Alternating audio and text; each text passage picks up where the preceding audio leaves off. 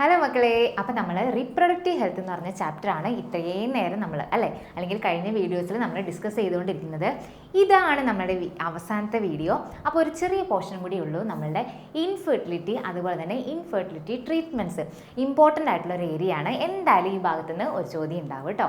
അപ്പോൾ എന്താണ് ഇൻഫെർട്ടിലിറ്റി എന്ന് നമുക്ക് നോക്കിയാലോ, അല്ലേ? നോക്കാം സർ. യെസ്, എന്താണ് ഇൻഫെർട്ടിലിറ്റി അല്ലെങ്കിൽ വന്ധ്യത എന്ന് പറയുന്നത്? അതായത് കുട്ടികളുണ്ടാകാത്ത ഒരവസ്ഥയാണ്, അല്ലേ? അത് തന്നെയാണ് ഇത്. അതായത് inability to conceive or produce children after 2 years of unprotected sexual cohabitations is called എന്ത്? ഇൻഫെർട്ടിലിറ്റി. അതായത് 2 വർഷത്തോളം എന്താണ് ഈ അൺപ്രൊട്ടക്റ്റഡ് ആയിട്ടുള്ള സെക്സ് ക്യാരി ഔട്ട് ചെയ്തിട്ടും എന്താണ് കുട്ടികൾ ഉണ്ടാവാത്ത ഒരവസ്ഥയെ വിളിക്കുന്ന പേരാണ് ഇൻഫെർട്ടിലിറ്റി എന്ന് പറയുന്നത്. അപ്പോൾ നമുക്ക് അടുത്ത സ്ലൈഡിലോട്ട് പോകാം സർ. യെസ്, അതായത് infertile couples are assisted to have children through certain special techniques are called assisted reproductive techniques, അല്ലെങ്കിൽ ആർട്ട് എന്ന് പറയും. വൺ വേർഡ് ആയിട്ട് ചോദിക്കാറുണ്ട്, എന്താണ് ആർട്ട് എന്ന്. അതായത് ഒന്നും പഠിക്കാത്തവന്മാരായിട്ടുണ്ടെങ്കിൽ എന്താണ് ആർട്ട് എന്ന് വെച്ചിട്ടുണ്ടെങ്കിൽ വേറെ പലതും എഴുതാനുള്ള ചാൻസ് ഉണ്ട്. നമ്മൾ പഠിച്ച കുട്ടികളാണെങ്കിൽ എന്ത് ചെയ്യാം? ആർട്ട് എന്ന് വെച്ചിട്ടുണ്ടെങ്കിൽ അസിസ്റ്റഡ് റീപ്രൊഡക്റ്റീവ് ടെക്നിക്, അതായത് കുട്ടികൾ ഉണ്ടാവാത്ത ആ ഒരു ഇൻഫെർട്ടൈൽ ആയിട്ടുള്ള എന്താണ് കപ്പിൾസിന് കുട്ടികൾ ഉണ്ടാവാനായിട്ട് ചെയ്യുന്ന എന്താണ് മെഡിക്കൽ പ്രൊസീജിയേഴ്സ് അല്ലെങ്കിൽ ആ ഒരു ട്രീറ്റ്മെൻറ്റ്സിനെ മൊത്തത്തിൽ വിളിക്കുന്ന പേരാണ് ആർട്ട് എന്ന് പറയുന്നത്. ഓക്കെ അല്ലേ? അപ്പം നമുക്ക് അടുത്ത സ്ലൈഡിലോട്ട് പോവാം. ഇനി എന്തൊക്കെയാണ് ഈ ഒരു ആർട്ട്, അല്ലെങ്കിൽ എന്തൊക്കെയാണ് ഈ മെത്തേഡ്, അല്ലെങ്കിൽ എന്തൊക്കെയാണ് ഈ ഇൻഫെർട്ടിലിറ്റി ട്രീറ്റ്മെൻറ്റ്സ് എന്ന് നോക്കാം. ഒന്നെന്ന് വെച്ചിട്ടുണ്ടെങ്കിൽ എന്താണ് IVF, അല്ലേ? ഇൻ വിട്രോ ഫെർട്ടിലൈസേഷൻ, നമ്മൾ ടെസ്റ്റ് ട്യൂബ് ബേബി എന്നൊക്കെ പറയുന്നത്. അതുപോലെ തന്നെ ഗിഫ്റ്റ് ഉണ്ട്, അതുപോലെ തന്നെ ICSI ഉണ്ട്, AI ഉണ്ട്. ഈ AI നമ്മുടെ ആർട്ടിഫിഷ്യൽ ഇൻ്റലിജൻസ് ആണോ? അല്ല, അല്ലേ? ബയോളജിയിൽ എന്താണ് അത്? ആർട്ടിഫിഷ്യൽ ഇൻസെമിനേഷൻ ആണ്. അപ്പോൾ നമുക്ക് എന്ത് ചെയ്യാം? ഓരോന്നും ഡീറ്റെയിൽഡ് ആയിട്ട് നോക്കണം. ഡീറ്റെയിൽസ് എന്ന് വെച്ചിട്ടുണ്ടെങ്കിൽ എന്താണെന്ന് മാത്രം നിങ്ങൾ പഠിച്ചിട്ട് പോയാൽ മതി. അപ്പോൾ IVF എന്ന് വെച്ചിട്ടുണ്ടെങ്കിൽ full form in vitro fertilisation ആണ്. അപ്പോൾ ഉള്ളിൽ വെച്ചിട്ടാണ് എന്തോ ഫെർട്ടിലൈസേഷൻ നടക്കുക, അല്ലേ? അതായത് the technique of fertilisation done outside the body of the mother in most similar conditions. അതായത് നമ്മുടെ ലബോറട്ടറിയിൽ വെച്ച്, അതായത് അമ്മയുടെ ഉള്ളിൽ വെച്ചല്ലാണ്ട് നമ്മുടെ യൂട്രസിൽ ഫെലോപ്പിയൻ ട്യൂബിൽ വെച്ചിട്ടാണ് എന്ത് ചെയ്യുക? നമ്മുടെ ഓവും സ്പേമും തമ്മിൽ ഫ്യൂസ് ചെയ്തിട്ട് സൈഗോട്ട് ഉണ്ടായിട്ട് ഫീറ്റസ് ആയിട്ട് മാറുക, അല്ലേ? പക്ഷേ അത് പറ്റാത്ത കപ്പിൾസ് ആണെങ്കിൽ എന്ത് ചെയ്യും? നമ്മൾ ഈ 2 ഗ്യാമേറ്റ്സും നമ്മുടെ ലബോറട്ടറി കണ്ടീഷനിൽ എടുത്ത് വെച്ചിട്ട് ഫ്യൂസ് ചെയ്യിപ്പിച്ചിട്ട് എന്തുണ്ടാക്കുകയാണ്? ആ ഒരു സൈഗോട്ട് ഡെവലപ്പ് ചെയ്യാണ്. അതിനെ വീണ്ടും എന്താക്കും? നമ്മൾ എംബ്രിയോ ആക്കിയിട്ട് മാറ്റും. നമ്മുടെ സാധാ ഡെവലപ്മെൻറ്റ് തന്നെ നമ്മളുടെ പുറത്തെ ഒരു കണ്ടീഷനിൽ, പുറത്തെ ഒരു അറ്റ്മോസ്ഫിയറിൽ നമ്മൾ ഉണ്ടാക്കിയെടുത്തിട്ട് കാര്യങ്ങൾ ചെയ്യുന്ന പരിപാടിയാണിത്. And it is followed by the embryo transfer into the uterus of the mother. എന്നിട്ട് നമ്മൾ ആ ഉണ്ടാക്കിയെടുത്ത എംബ്രിയോനെ വീണ്ടും തിരിച്ച് എങ്ങോട്ടേക്ക് ഡെപ്പോസിറ്റ് ചെയ്യാണ്? നമ്മളുടെ മദറിൻ്റെ യൂട്രസിലേക്ക് ഡെപ്പോസിറ്റ് ചെയ്യാണ്. അപ്പോൾ ആ ഒരു മെത്തേഡാണ് എന്ത് എന്ന് പറയുന്നത്? IVF എന്ന് പറയുന്നത്. ഓക്കെ അല്ലേ? ഓക്കെ ആണെന്ന് വിശ്വസിച്ചിട്ട് നമുക്ക് അടുത്ത സ്ലൈഡിലോട്ട് പോവാം. ഇനി the zygote or the early embryos with up to 8 blastomeres is transfer to the fallopian tube which is called the zygote intra fallopian transfer. ഈ ഒരു IVF തന്നെ വരുന്ന 2 ആൾക്കാരാണ് സിഫ്റ്റും അതുപോലെ തന്നെ IUT. അപ്പോൾ സിഫ്റ്റ് എന്ന് വെച്ചിട്ടുണ്ടെങ്കിൽ എന്താണ്? സെഡ് എന്ന് വെച്ചിട്ടുണ്ടെങ്കിൽ നമ്മുടെ സൈഗോട്ട് ഇൻട്രാ ഫെലോപ്പിയൻ ട്രാൻസ്ഫർ, അതായത് നമ്മളുടെ ആ ഒരു ഉണ്ടായ എംബ്രിയോനെ, അതായത് 8 സെൽഡ് ആയിട്ടുള്ള ആ ഒരു ബ്ലാസ്റ്റോമിയറിനെ ഫെലോപ്പിയൻ ട്യൂബിലേക്ക്, അല്ലേ, അങ്ങോട്ട് ട്രാൻസ്ഫർ ചെയ്യുകയാണ് ഏതിൽ? സിഫ്റ്റിലേക്ക് ചെയ്യുന്നത്. The embryo with more than 8 blastomeres is transferred into the uterus which is called intra uterine transfer.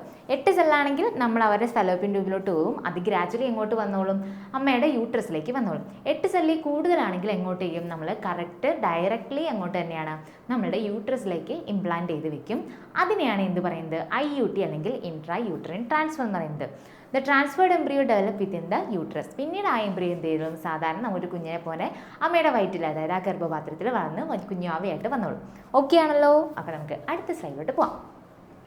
The IVF technique is popularly known as test tube baby programme, അല്ലേ? നമ്മൾ കേട്ടിട്ടുണ്ടാവും. നമ്മൾ ആ പേര് കേൾക്കുമ്പോൾ വിചാരിക്കുന്നതാണ് ടെസ്റ്റ് ട്യൂബിൽ ഒരു ബേബിനെ ഉണ്ടാക്കിയെടുക്കുന്ന പരിപാടിയാണ്. അല്ല, ഒരു ലബോറട്ടറി കണ്ടീഷനിൽ ആ ഒരു ഫെർട്ടിലൈസേഷൻ പ്രൊസീജിയർ ചെയ്യുന്നത് കൊണ്ടാണ് അതിന് ആ ഒരു പേര് വന്നിരിക്കുന്നത്.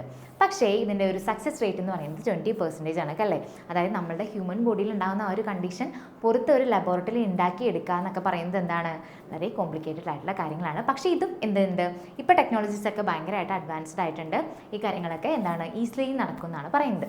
In female who cannot conceive the embryo formed by the fusion of gametes within the female is also transferred. അതായത് ചില അമ്മമാർക്ക് എന്തുണ്ടാവില്ല? അതായത് ഇവർക്കൊരു എന്തുണ്ടാവില്ല? കൺസീവ് ചെയ്യാനുള്ള കഴിവുണ്ടാകത്തില്ല. അപ്പോഴാണ് എന്ത് ചെയ്യുന്നത്? ഈ ആ ഒരു ഗ്യാമീറ്റ്സിനെ എന്ത് ചെയ്യും, നമ്മളൊരു വേറൊരു ഫീമെയിൽ മദറിലേക്ക് ചെയ്യും. നമ്മൾ നയൻതാരയൊക്കെ ചെയ്തിട്ടില്ലേ, നമ്മളുടെ പ്രിയങ്ക ചോപ്രയൊക്കെ ചെയ്തിട്ടുണ്ട് അല്ലേ, സെറോഗസി എന്ന് പറയും, സെറോഗേറ്റ് മദറിലെ അല്ലേ, അവരല്ല പ്രസവിച്ചത്, വേറെ ഒരു വാടക ഗർഭം എന്നൊക്കെ നമ്മൾ കേട്ടിട്ടുണ്ടാവില്ലേ. അപ്പോൾ ആ ഒരു കണ്ടീഷനാണ് ഇവിടെ പറഞ്ഞത് കേട്ടോ. അതായത് ആ ഒരു ഫീമെയിൽ പാർട്ട്ണറിന് കൺസീവ് ചെയ്യാനുള്ള ചിലപ്പോൾ കഴിവുണ്ടാവില്ല.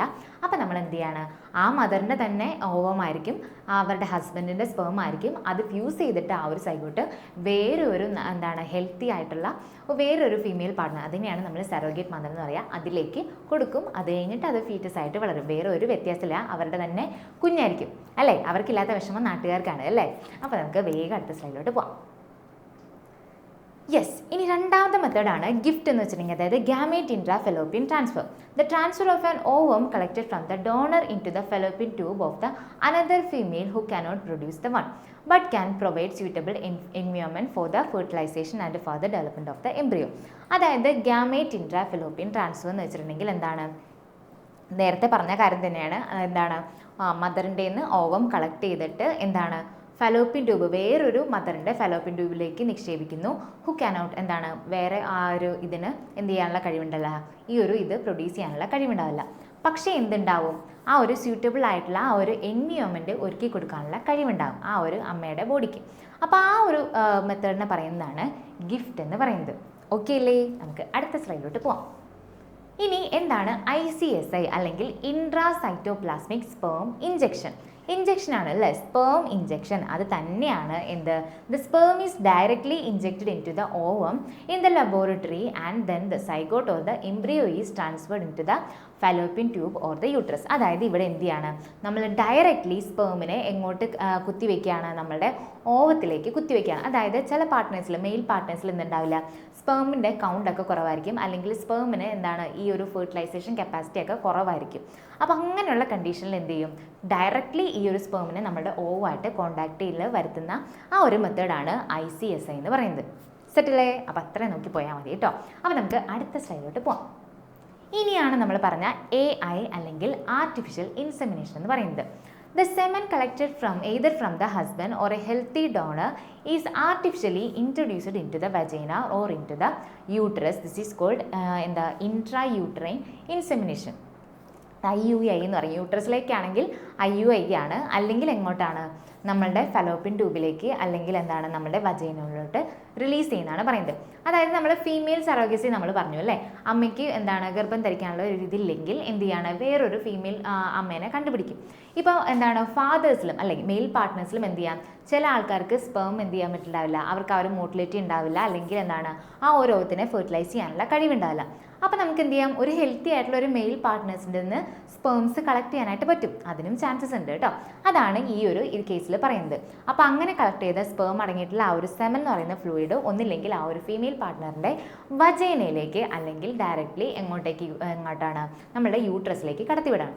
അതാണ് AI കൊണ്ട് ഉദ്ദേശിക്കുന്നത്. It is used in the cases of male insemination problems or due to the low sperm counts in the ejaculation. കണ്ടോ, അപ്പോൾ അക്കാര്യങ്ങളാണ് നമ്മൾ ഈ വീഡിയോയിൽ പറഞ്ഞത്. നമുക്ക് സ്ലൈഡ് മാറ്റിയുള്ളൂ സർ.